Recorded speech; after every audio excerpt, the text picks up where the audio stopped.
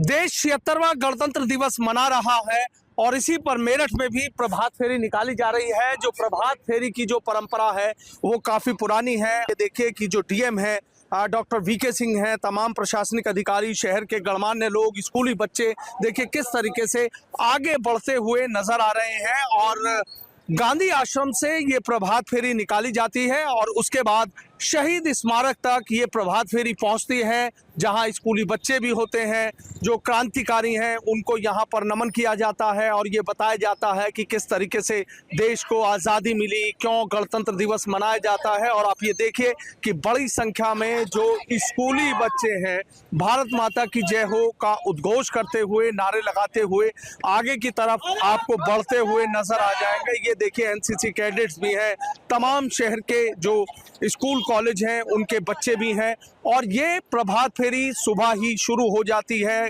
जो गांधी आश्रम है वहाँ गांधी आश्रम पर सब इकट्ठा होते हैं और वहाँ इकट्ठा होने के बाद इसी तरीके से आगे बढ़ते हुए नजर आते हैं। ये देखिए हाथों में तिरंगा लेकर किस तरीके से जो तमाम एनसीसी कैडेट्स हैं, स्कूली बच्चे हैं, शहर के गणमान्य लोग हैं, वो किस तरीके से यहाँ आगे बढ़ते हुए नजर आ रहे हैं। और ये देखिए एक अलग ही जोश और जज्बा इन बच्चों में कहीं ना कहीं दिखाई दे रहा है। और ये देखिए छोटे छोटे जो स्कूली बच्चे हैं वो देखिए कितने जोश और जज्बे के साथ आगे बढ़ते हुए नजर आ रहे हैं। तो कहीं ना कहीं देखने को मिल रहा है। ये तस्वीरें क्रांति शहर मेरठ की हैं। 10 मई 1857 को जो अंग्रेजों के खिलाफ बिगुल है वो यही मेरठ से फूंका गया था। और ये देखिए किस तरीके से जो उद्घोष है, वंदे मातरम का उद्घोष करते हुए ये लोग यहाँ आपको नजर आ जाएंगे। देखिए छोटे छोटे बच्चे हैं, किस तरीके से एक अलग ही जोश और जज्बा इन बच्चों में नजर आ रहा है और कैसे आगे बढ़ते हुए ये नजर आ रहे हैं। सुबह के वक्त ही तमाम लोग एक साथ इकट्ठे होते हैं और ये जो प्रभात फेरी है, गांव गांव गली गली लोग इसी तरीके से इकट्ठे होते थे और जो प्रभात फेरियां हैं वो अलग अलग जगह इसी तरीके से निकाली जाती थी। और ये देखिए भारत माता की जय का जो उद्घोष है, वंदे मातरम का उद्घोष है, वो करते हुए ये स्कूली बच्चे आगे की तरफ बढ़ रहे हैं। और ये देखिए जहां तक कैमरे की नजर जा रही है वहां तक आपको एक बहुत बड़ा जो काफिला है वो कहीं ना कहीं नजर आ जाएगा और एक अलग ही उत्साह के साथ ये बच्चे आगे बढ़ते आपको नजर आ जाएंगे। भारत माता की जय का जो उद्घोष है वो कहीं ना कहीं आपको यहाँ नजर आ रहा है। इनकलाब जिंदाबाद के जो नारे हैं वो भी यहाँ पर लगाए जा रहे हैं। और आप मेरठ से प्रभात फेरी निकाली जाती है तो उसमें एक अलग ही उत्साह देखने को मिलता है। तमाम ऐसे लोग हैं कि जिनको इस प्रभात फेरी में आते हुए 50 वर्षों से भी ज्यादा का वक्त हो चुका है। उन्हीं में से एक है जब्बार साहब और उनके साथी हैं जो हमेशा प्रभात फेरी में शामिल होते हैं। जब्बार साहब कब से आ रहे हैं प्रभात फेरी में? मैं पहली बार 26 जनवरी 1975 को मरहूम मंजूर अहमद एक्स MLA साहब के साथ और भाई राजेंद्र शर्मा एक्स MLA के साथ में सबसे पहली बार आया था। जब मैं मेरठ कॉलेज का छात्र था, वहाँ से LLB कर रहा था, तो मैं उनसे प्रभावित होकर के जब देखता था, मैं बचपन में साइकिल पे आते थे, जब स्कूल जाते थे तो देखते थे कि यहाँ पे लोग जनप्रतिनिधि हमारे और प्रशासनिक अधिकारी सब मिल करके जन जागरण करते हुए गांधी आश्रम से चल करके और बुढ़ाना गेट होते हुए इसी शहीद स्मारक पे आकर के यहाँ पे सभा का रूप ले लेती थी। और जब यहाँ पे उस सभा का संचालन उस समय जब मैंने देखा तो श्री भवनिधि शर्मा एक सीनियर एडवोकेट थे, वो किया करते थे। उसके पश्चात जब उनका देहांत हो गया तो धर्म दिवाकर जी जो कांग्रेस के यहाँ के वरिष्ठ साथी थे, वो यहाँ के अध्यक्ष भी रहे हैं, फिर उन्होंने संभाल लिया था। उनकी भी मृत्यु के पश्चात में इस काम को मैं अंजाम दे रहा हूँ। मेरे पश्चात कौन देगा ये मैं नहीं भविष्यवाणी कर सकता, लेकिन उनके भवनिधि शर्मा के बेटे भी यहाँ प्रकाश ने दी है, वो भी बराबर आते जाते हैं। अच्छा सर, एक चीज जानना चाहूंगा कि जब आते थे, बचपना था, तब में और अब में कितना अंतर पाते हैं? तब में और अब में इतना अंतर है कि उस समय ना कोई जाति थी, ना धर्म था, ना बिरादरी थी, ना धर्म वर्ग था, ना वर्ण था, सब लोग उसमें शामिल हुआ करते थे। आज वर्गवाद और धर्मवाद इतना हावी हो चुका है कि उसको भी देख करके लोग आते हैं। अब जनप्रतिनिधि तो कोई आता ही नहीं, जो मौजूदा हैं एक भी जनप्रतिनिधि आपको यहाँ नहीं दिखाई दिया होगा। एक जनप्रतिनिधि के रूप में जो राजेंद्र शर्मा एक्स MLA हैं, सिर्फ वो आते हैं, बाकी तो जनप्रतिनिधि या कोई नहीं आता। पहले सारे जनप्रतिनिधि जितने भी यहाँ से मेरठ से ताल्लुक़ रखते थे वो आया करते थे और मेरठ में अगर कोई मेहमान के तौर पे भी आया हुआ है वो भी शामिल हुआ करता था। अच्छा, वो भी शामिल। लेकिन अब नहीं आते हैं, इसका हमें बहुत अफसोस है।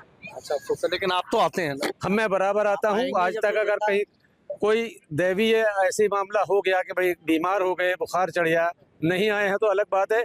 जान पूछ करके 1975 से आज तक तीनों राष्ट्रीय पर्व पर कभी प्रभात फेरी को नहीं छोड़ा है। अच्छा कब कब निकाली जाती है?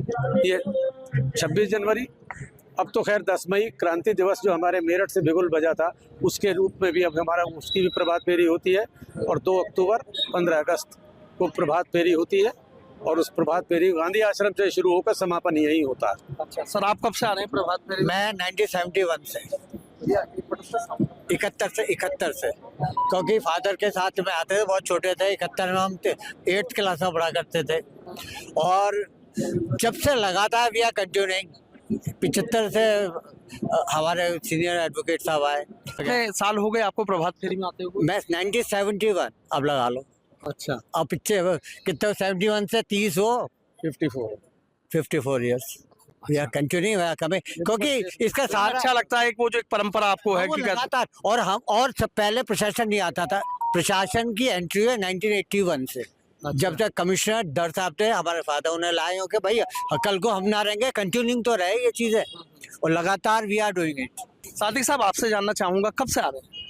मेरे फादर बमनेदी शर्मा जी, मेरे बड़े बाबूजी और मेरे फादर, वो दोनों एक अच्छे मित्र थे।